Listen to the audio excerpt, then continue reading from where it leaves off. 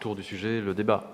Allez-y, vous avez la parole. Sur ces deux sujets-là, je note juste une incohérence entre vos propos et la présentation, puisqu'il est indiqué dans la présentation que le service des espaces verts sera intégré dans ce bâtiment. Donc il y a peut-être une erreur, j'imagine, dans la présentation. Et puis, pardon. André Mancipose. Ouais. Les bureaux, oui, mais pas tout le matériel. D'accord.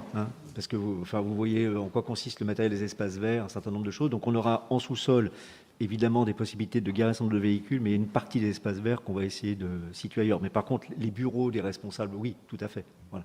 D'accord. Et puis la question sur la composition du jury en ce qui concerne les élus, la question portait au-delà de la commission d'appel d'offres sur les 2 élus supplémentaires et les modalités de désignation de ces 2 élus supplémentaires dans le jury.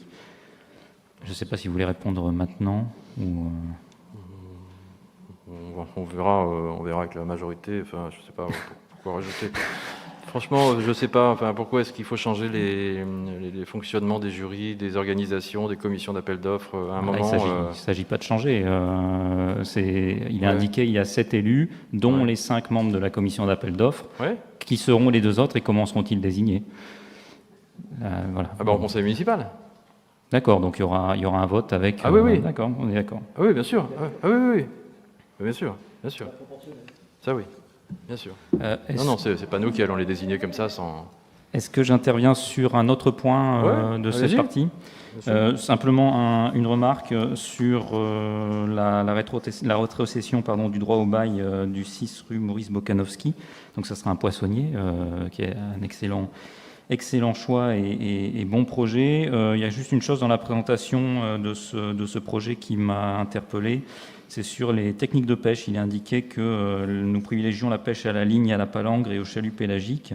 Ces techniques de pêche permettent en outre de ne pas détruire les fonds marins et de préserver la chaîne alimentaire. Alors si c'est vrai pour la pêche à la ligne, c'est moins vrai pour la pêche à la palangre et au chalut pélagique, puisqu'il s'agit de méthodes de pêche controversées, voire ayant un impact fort.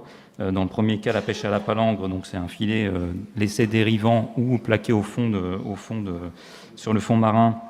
Et donc là, ça capture de nombreux animaux qui ne sont pas les animaux ciblés. Et puis le chalut pélagique, lui, c'est en fait une sorte de gros entonnoir qui avance et qui capte donc les poissons, mais aussi des dauphins, et qui en plus écrase le poisson. Donc ça nuit à la consistance et à la fermeté du poisson. Et puis avec un risque que sous l'effet du poids, ce chalut racle le fond le fond marin. Donc voilà, un simple détail, mais ça ne nous empêchera pas de voter pour cette délibération, et l'installation d'un poissonnier est évidemment une très bonne chose.